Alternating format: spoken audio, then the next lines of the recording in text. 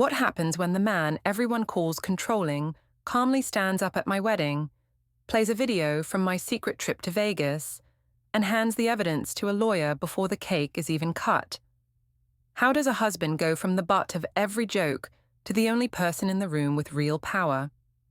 Can I still blame him for ruining my life when he never raised his voice, just pressed play? The house felt like a pressure cooker, ready to explode. I stood in our bedroom, staring at my wedding dress hanging on the closet door. The same dress I'd worn 12 years ago when Mark and I first got married. Tomorrow was our vow renewal ceremony, something I'd insisted on after months of what I called working on our marriage. "You're really going through with this charade," Mark said from behind me. His voice was flat, emotionless.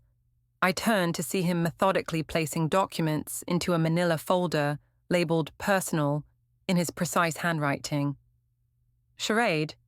I laughed, but it sounded forced even to my ears. "Mark, this is supposed to be a celebration of our love. Can you at least pretend to be excited?" He didn't look up from his packing. "Hard to celebrate something that doesn't exist anymore, Ione." "There you go again with the paranoia," I snapped. "This is exactly why I've been distant lately. You're so negative, so suspicious of everything. It's exhausting being married to someone who sees threats everywhere." Mark finally looked at me, and something in his eyes made my stomach clench. "Threats? Is that what you call them?" "I call them figments of your imagination." I moved closer, putting on my most concerned wife expression. "Honey, you've been acting so strange lately, staying up late on your laptop, making mysterious phone calls. The kids at school probably notice how distracted you are. Maybe you should talk to someone." It was a low blow, questioning his teaching abilities, but I needed him off balance. Mark prided himself on being a good high school teacher, and any suggestion that his personal problems were affecting his students usually made him back down. Instead, he smiled. Actually smiled. "You're right, Ione. I have been distracted, but after tomorrow, that won't be a problem anymore." Before I could ask what he meant, my mother's voice echoed from downstairs. "Ione, sweetheart, come help me with the centerpieces." "Your mother's here," Mark observed, closing the folder. "Perfect timing." "What's that supposed to mean?" "Nothing, just that she always shows up when you need reinforcement." He stood, tucking the folder under his arm along with his laptop. "I'm going out for a while." "Out?" "Mark, it's almost 10 o'clock. Where could you possibly need to go the night before our wedding?" "Just some last-minute preparations." He paused at the bedroom door. "Don't wait up." After he left, I found my mother in the kitchen, arranging flowers with her usual dramatic flair. Monica Dorsey was 65 years old and had never met a situation she couldn't improve with her opinions. "Where's Mark rushing off to?" she asked without looking up. "Some errand. You know how he is. Always has to have everything perfect." I grabbed a wine glass from the cabinet. "Mum, can I ask you something honestly?" "Of course, darling." "Do you think Mark and I are compatible?" She finally looked up, her perfectly penciled eyebrows raised. "What brought this on?" "He's been so cold lately, distant. Sometimes I wonder if we're just going through the motions." I took a large sip of wine. "I mean, look at him. He's 34 years old and acts like he's 60. No spontaneity, no passion, just lesson plans and grading papers." "Honey," Mum said, setting down her scissors, "some women would kill for a stable husband who comes home every night." "But what about excitement? What about feeling alive?" The wine was making me bold.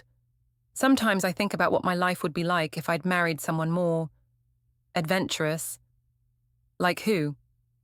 I thought about Nate Barrow, my best friend Ava's husband. Nate was everything Mark wasn't. Charming, spontaneous, exciting. He made me laugh. He made me feel beautiful and interesting.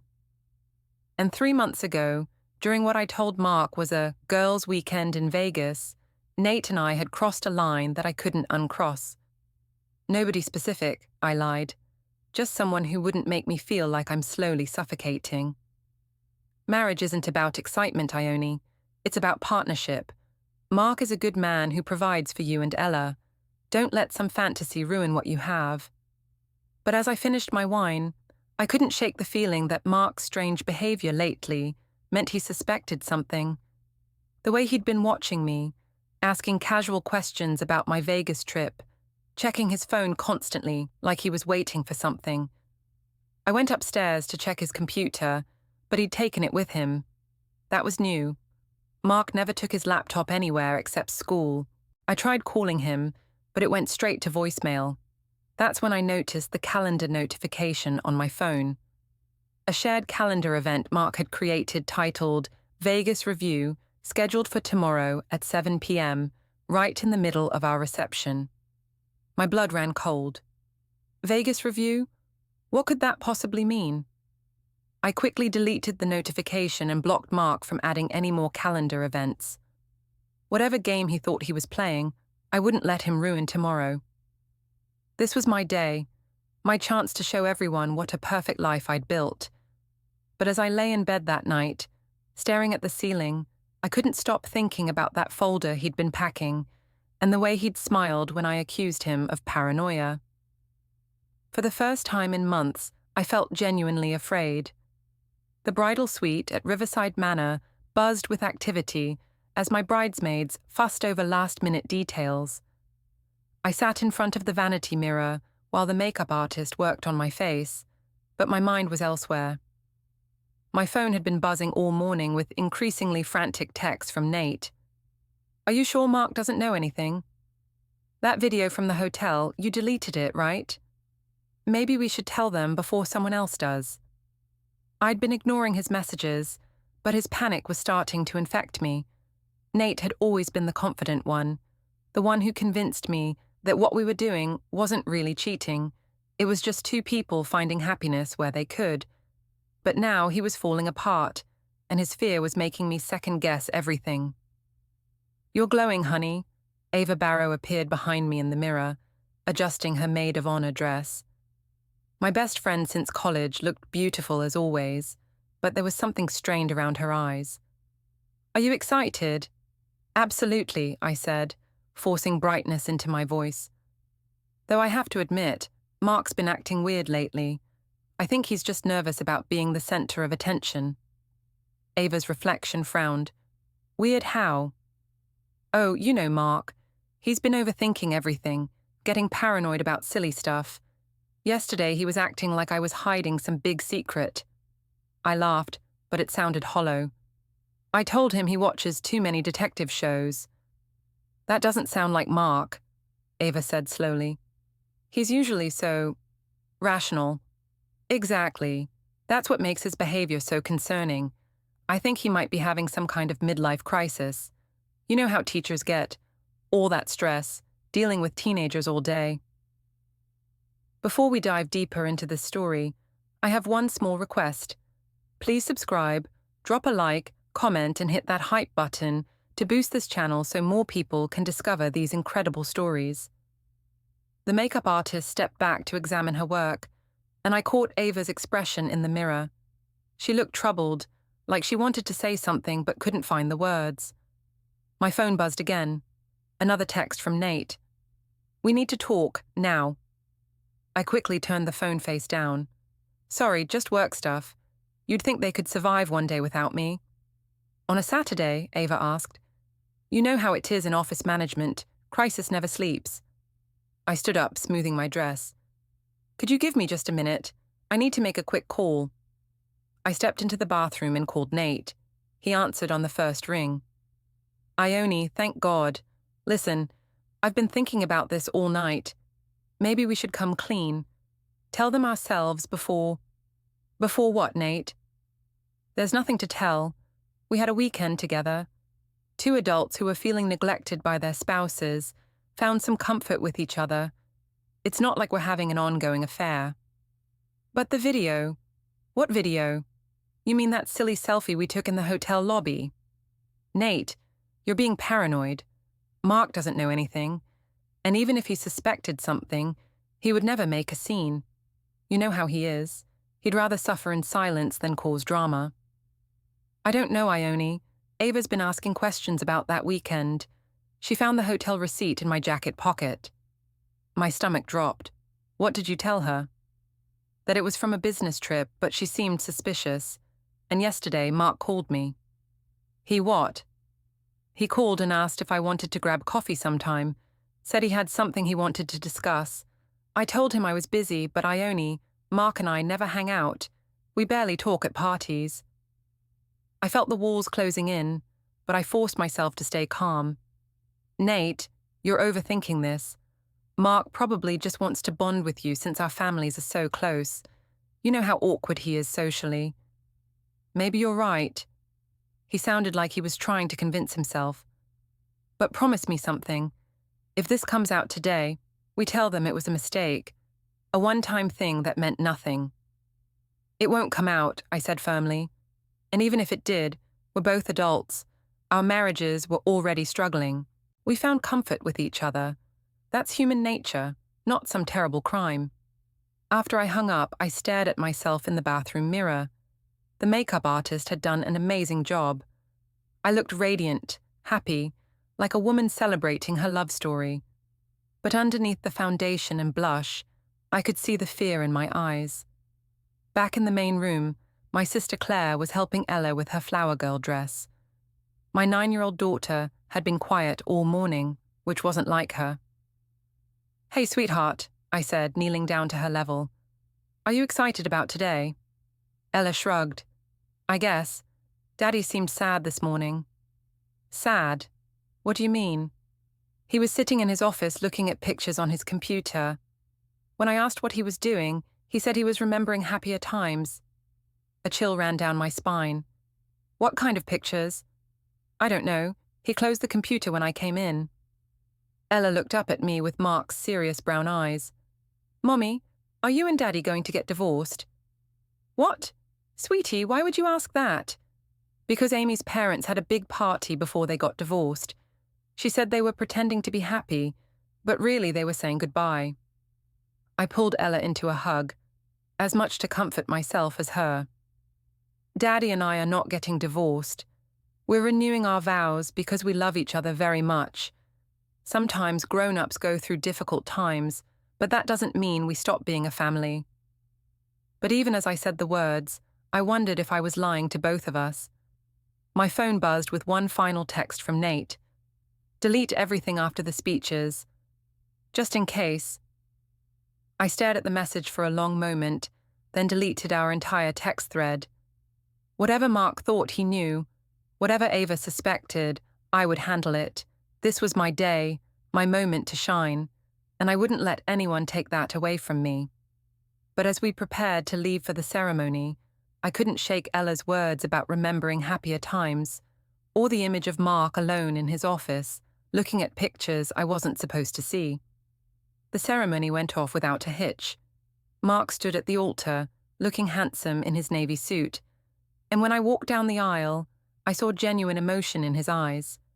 For a moment, I almost convinced myself that everything would be okay, that whatever suspicions he had were just cold feet about renewing our vows. But during the exchange of rings, when I looked into his face, I saw something that made my blood freeze. It wasn't love or forgiveness or even anger. It was pity. Mark was looking at me like he felt sorry for me, and that was somehow worse than any accusation.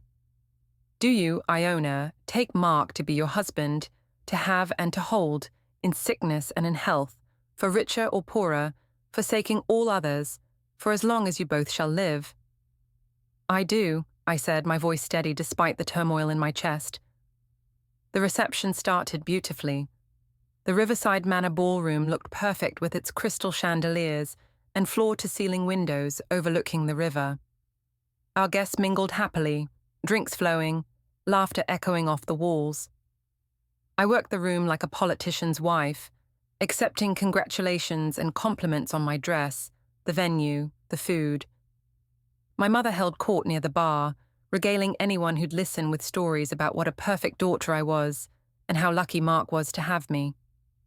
"Ione always lands on her feet," she was saying to Mark's parents when I approached.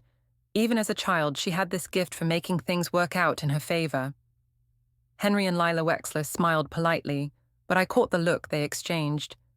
Mark's parents had always been cordial to me, but I knew they thought their son could do better.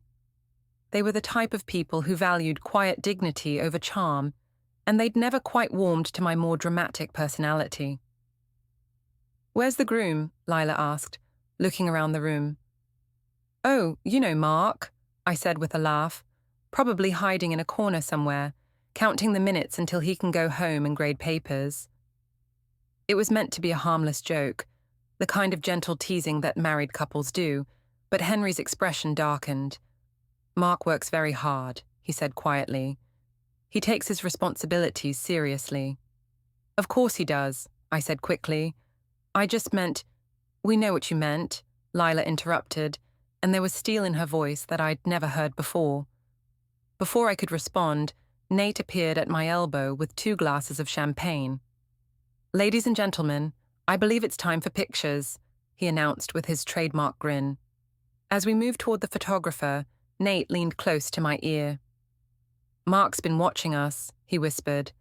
"Don't look now, but he's standing by the windows with some guy in a suit who's definitely not a wedding guest."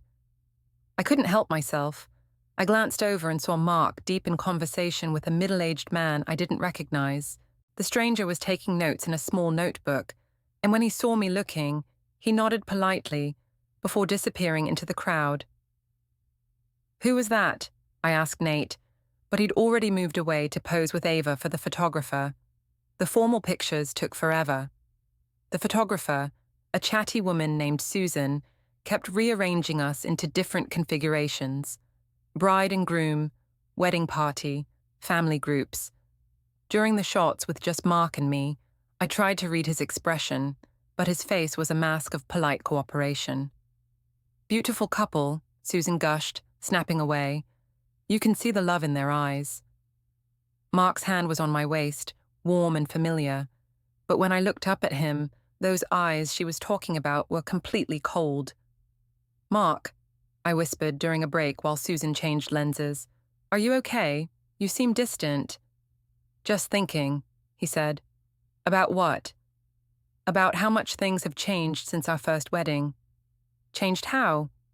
He was quiet for a long moment, watching our guests mingle. "Back then, I thought I knew who I was marrying." Before I could ask what he meant, Susan called us back for more pictures. But his words echoed in my head as we posed and smiled and pretended to be happy. During dinner, I barely touched my food. My stomach was in knots, and every time I looked around the room, I felt like people were watching me, whispering about me. Nate sat at the head table with Ava, but he kept avoiding eye contact. Ava herself seemed subdued, picking at her salmon and responding to conversation with forced smiles. My phone, tucked discreetly beside my napkin, buzzed with a notification. An airdrop request from Mark's iPhone with a file labeled Vegas Weekend. I stared at the screen, my heart hammering.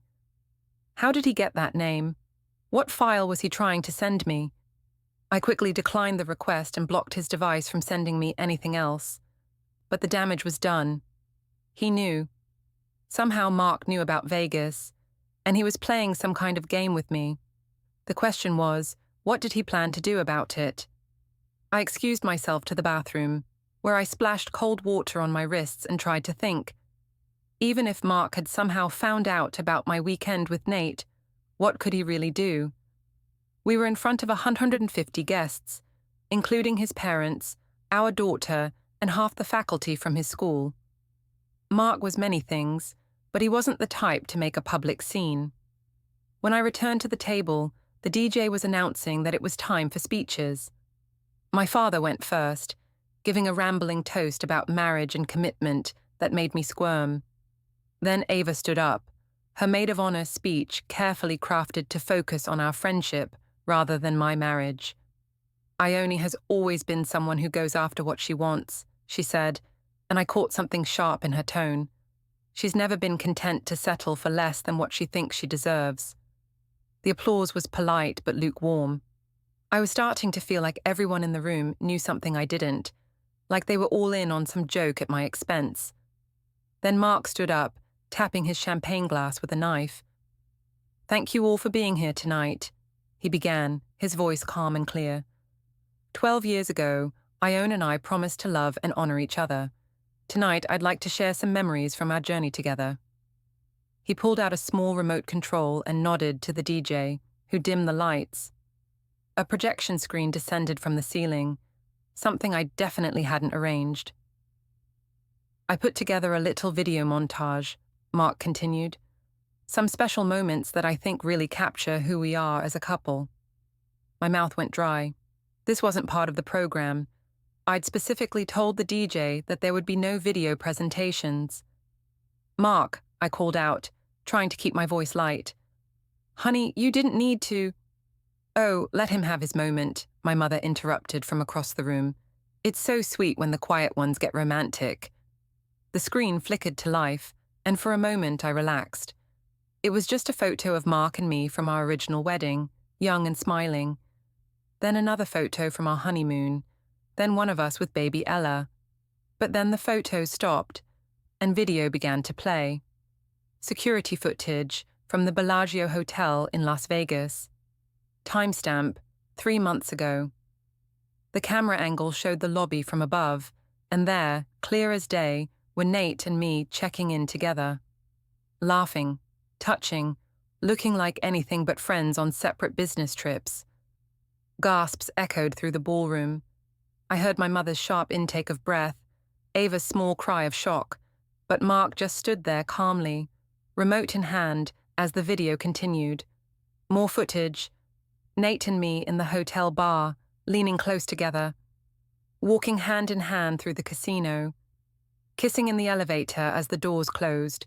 Then came the phone videos, clips that Nate must have taken during our weekend, silly romantic moments that I'd thought were just between us. How did Mark get these? How is this possible? "Turn it off," I whispered, but my voice was lost in the stunned silence of the room. The final clip was the worst. Nate and me in the hotel room, laughing as we recorded a message for each other. "For when we get back to our boring lives," Nate's voice said from the speakers. "Something to remember when we're pretending to be happy with our spouses." The video ended. The lights came up. 150 people stared at me in complete silence. Mark set down the remote and picked up a manila envelope from his chair. "As I said," he continued in that same calm voice, "these are memories that really capture who we are as a couple." He opened the envelope and pulled out a thick stack of papers. "Ione, I'm serving you with papers for legal separation. Nate, there's a copy for Ava as well, since I believe she has a right to know how you spent your business trip." The room erupted. My mother started screaming at Mark, calling him vindictive and cruel. Ava collapsed into her chair, sobbing. Nate had gone completely white and was backing toward the exit. But through it all, Mark remained perfectly calm, like he was discussing lesson plans instead of destroying 2 marriages in front of a crowd. "This is not about revenge," he said, his voice cutting through the chaos. "This is about truth, and sometimes the truth requires witnesses." The ballroom had cleared out quickly after Mark's presentation. Most guests fled, like the building was on fire, desperate to escape the awkwardness, and probably already composing the texts they'd send to friends about the most dramatic wedding reception in Riverside Manor history. I found myself in the lobby with the key players in my personal disaster. Mark, still unnaturally calm. Ava, crying so hard she could barely breathe. My parents, my mother raging while my father stood silent and ashamed. Mark's parents, flanked protectively around Ella, who looked confused and scared. Nate was nowhere to be seen. He'd vanished the moment the lights came up, leaving his wife to face the wreckage alone. "You planned this," I said to Mark, my voice shaking with fury and disbelief. "You actually planned to humiliate me in front of everyone we know." "I plan to tell the truth," Mark replied. "The humiliation was your choice." "My choice?" I laughed, but it came out as more of a shriek. "You ambushed me. You hacked my phone, stalked me, violated my privacy." "I hired a private investigator," Mark said simply. "Everything you saw was obtained legally. Hotel security footage, phone records, financial statements. Amazing what you can discover when someone uses the joint credit card to pay for a romantic getaway." The words hit me like physical blows. A private investigator. Of course. That explained the mysterious man in the suit, Mark's late-night meetings, the folder full of documents. "You son of a bitch," my mother spat, advancing on Mark like she wanted to hit him. "How dare you destroy my daughter's reputation over some silly mistake?" "Monica, stop." My father's voice was quiet but firm. "Just stop. Wes, you can't seriously be taking his side." "I'm not taking anyone's side," Dad said. "I'm just tired of pretending this is someone else's fault." Ava had stopped crying long enough to look at me with raw betrayal in her eyes. 3 months, she said. "You've been lying to my face for 3 months. Ava, please, let me explain." "Explain what?" "How you convinced my husband to cheat on me. How you pretended to be my friend while you were sleeping with him." Her voice broke. "How you sat in my kitchen last week and listened to me worry about Nate's distance and offered to talk to him for me." I had done that. I remembered the conversation clearly. Ava confiding her fears that Nate was pulling away, and me playing the supportive friend while knowing exactly why her marriage was falling apart. "It wasn't like that," I said weakly. "It just happened. We were both unhappy, both feeling neglected." "Don't," Mark's voice cut through my explanation. "Don't make this about our marriage problems. Don't make this about me being emotionally unavailable, or working too much, or any of the other excuses you've been practicing." He pulled another document from his envelope, a timeline printed on his school letterhead, meticulously detailed and color-coded. "January 15th, he read aloud. "First flirtatious text exchange between Ione and Nate. February 3rd, first phone call lasting over an hour. February 20th, first meeting for coffee that lasted 3 hours. March 8th through 10th, Las Vegas trip, charged to our joint account as work conference." Each date was like a nail in my coffin. How had he tracked all of this? How long had he known? "You want to know when I figured it out?" Mark continued, as if reading my mind. "The night you came back from Vegas. You were different, happier, more satisfied. For the first time in months, you seemed genuinely content, and I realized that the only way my wife could be that happy was if she'd found it somewhere else." "Mark," I whispered, "please, can we talk about this privately? Ella doesn't need to hear." "Ella's going home with my parents tonight," Mark said, "and every night after that until the custody hearing." "Custody hearing?" The words hit me like ice water. "You can't take my daughter away from me." "I can seek primary custody based on your adultery and the instability it's created in our home." Mark's voice was still maddeningly calm. "I have documentation of your affair, evidence of financial deception, and witness testimony about your behavior." "What witnesses?" Mark gestured to the lobby around us. "Everyone who was in that ballroom tonight, everyone who watched you lie to their faces for months while carrying on with your best friend's husband." Henry Wexler stepped forward, his arm around Ella's shoulders. "We're taking her home now," he said quietly. "This is no place for a child." "Wait," I called out as they headed for the exit. "Ella, sweetheart, Mommy will see you tomorrow, okay?" But Ella didn't look back. She was crying now, overwhelmed by the adult drama she couldn't understand, and she clung to her grandfather like he was the only stable thing in her world. After they left, the lobby felt even more desolate. Ava had stopped crying and was staring at me with a mixture of disgust and pity. "I trusted you," she said. "I told you things about my marriage, about my fears, about how I was worried Nate was having an affair, and you sat there and nodded and told me I was being paranoid." "Ava, I never meant for this to happen." "Yes, you did." Her voice was steady now, cold with certainty. "You absolutely meant for this to happen. You saw something you wanted, and you took it, just like you always do." She turned to Mark. "I'm sorry," she said. "I'm sorry my husband destroyed your marriage. I'm sorry I didn't see what was happening, and I'm sorry for whatever part I played in this by being naive enough to trust her." Then she walked out, leaving me alone with Mark and my parents. "Well," my mother said, rallying for one last attack, "I hope you're satisfied, Mark. You've destroyed two families tonight over what amounts to a momentary lapse in judgment. Two families were already destroyed, Mark replied. I just made it official. He handed me a business card. My lawyer's information. She'll be in touch about the separation agreement and custody arrangements. Mark, wait. I grabbed his arm as he turned to leave. This doesn't have to end everything. People work through affairs. We could try counseling, take some time. He looked down at my hand on his arm, then back at my face. Ione, do you know what the worst part of tonight was? I shook my head. It wasn't finding out about the affair. It wasn't even watching you lie about it for months. It was realizing that you're not sorry it happened. You're only sorry you got caught. He gently removed my hand from his arm. And you're right. You're not sorry. Even now, you're not thinking about how you hurt me or Ava or Ella. You're thinking about how unfair it is that I found out. How cruel it was of me to expose you publicly. How you can spin this to make yourself the victim. I opened my mouth to deny it, but the words wouldn't come. Because he was right. Standing there in my ruined wedding dress, surrounded by the wreckage of my carefully constructed life, I wasn't feeling guilt or remorse. I was feeling rage at being caught, humiliation at being exposed, and a desperate need to find someone else to blame. That's what I thought, Mark said quietly. Goodbye, Ione.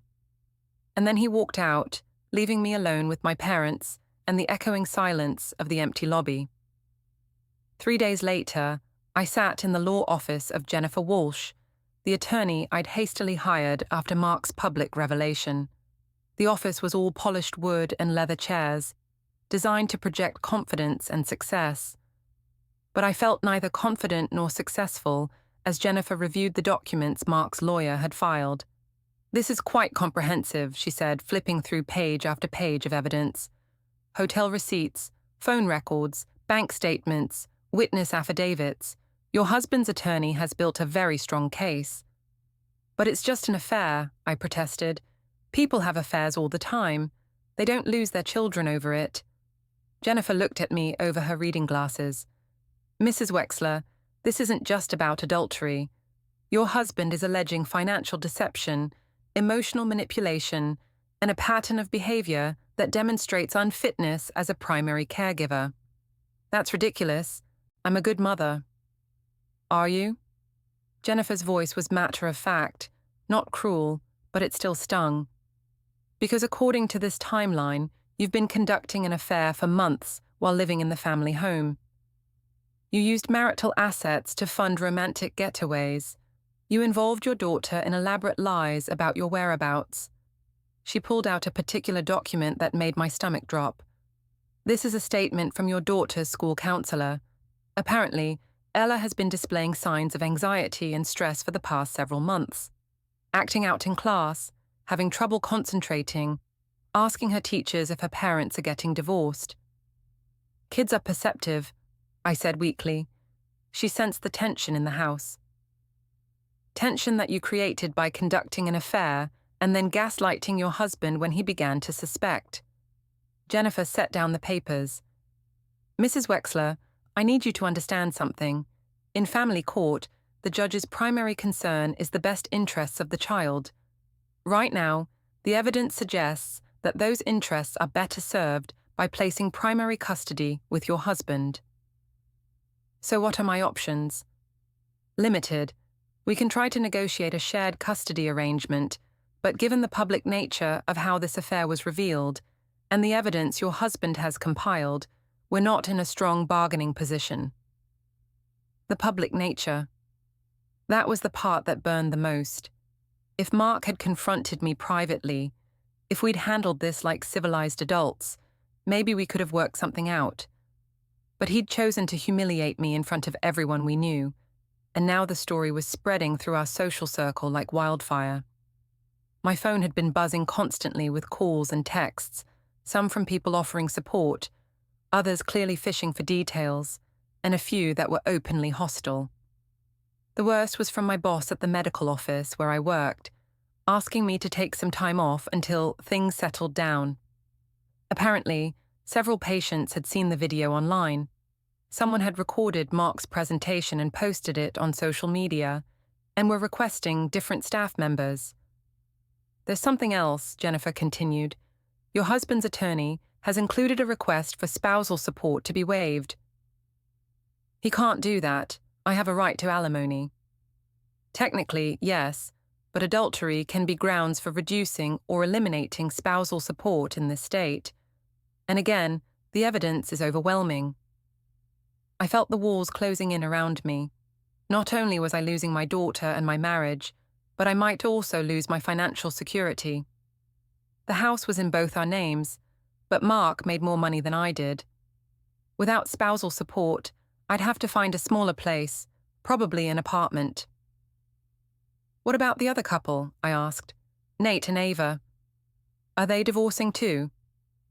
I don't represent them, but from what I understand, Mrs. Barrow has filed for divorce as well, and she's not being as generous as your husband in terms of settlement. Of course she wasn't. Ava had always been more decisive than me, more willing to cut ties when something wasn't working. And unlike Mark, she didn't have to worry about co-parenting with her cheating spouse. She and Nate didn't have children. After leaving the lawyer's office, I drove aimlessly around town, not wanting to go back to the house that no longer felt like home. Mark had moved out the day after the wedding, taking Ella with him to his parents' house, temporarily. The silence in our home was deafening.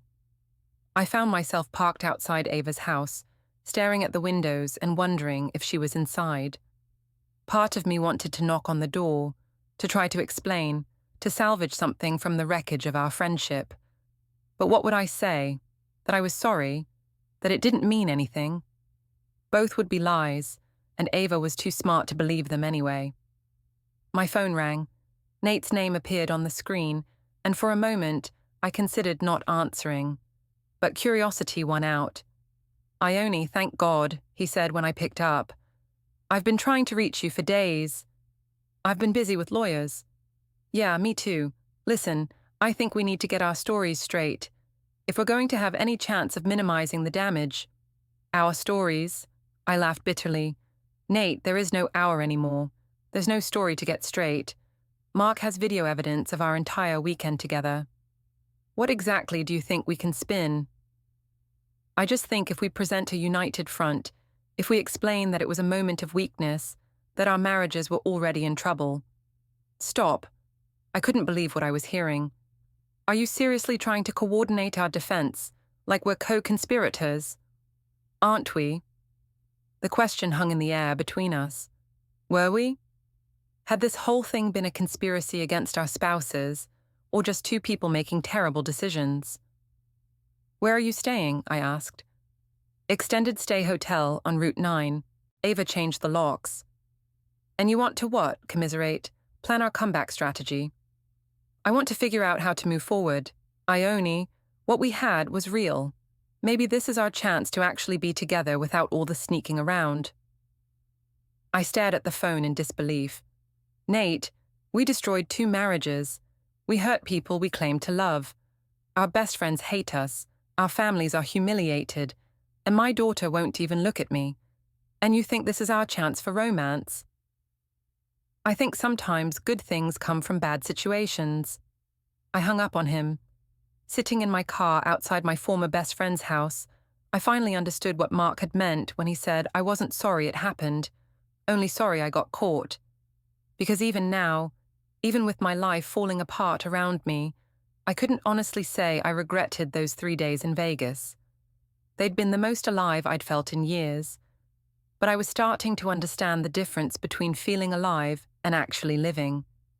And for the first time since this whole mess began, I wondered if there might be a difference between what I wanted and what I deserved.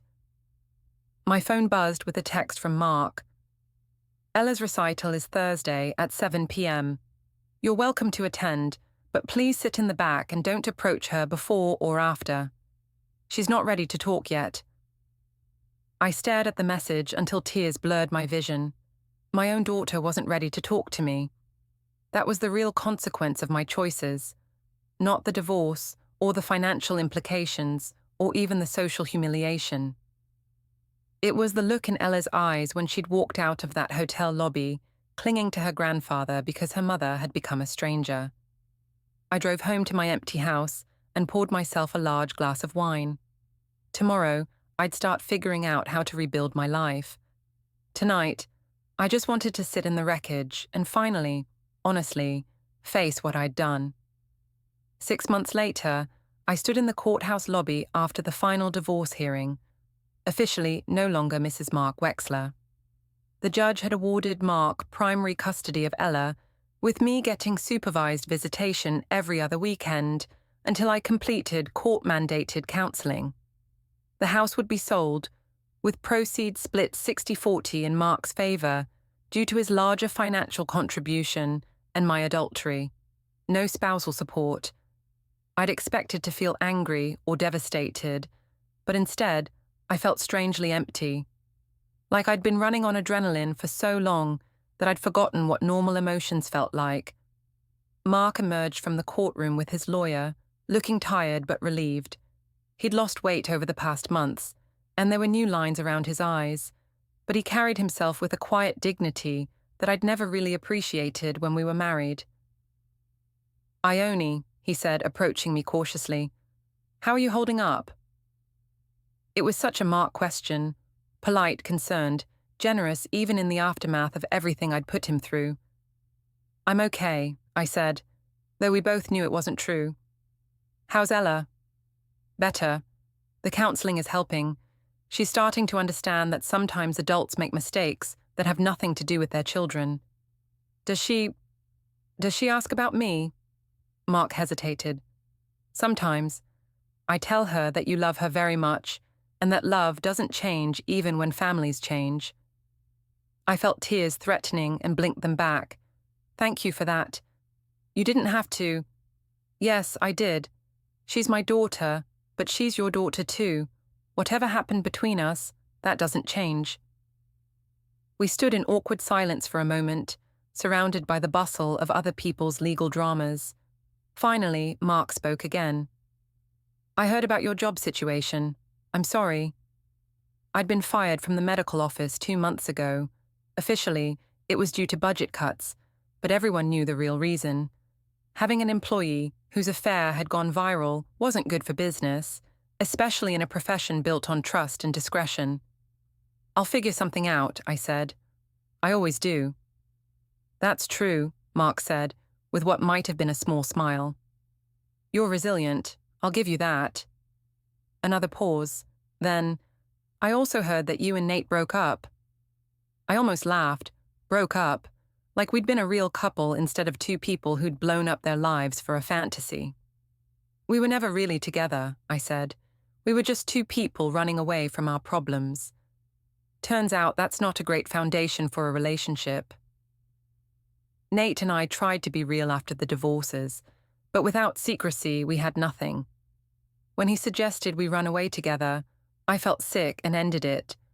When Mark asked if I was seeing anyone, I said no, just therapy, trying to understand who I became. He told me he wasn't dating either, only focused on Ella. I apologized for everything, the lies, the gaslighting, the betrayal. He thanked me, then said Ella might forgive me one day, but only if I actually changed.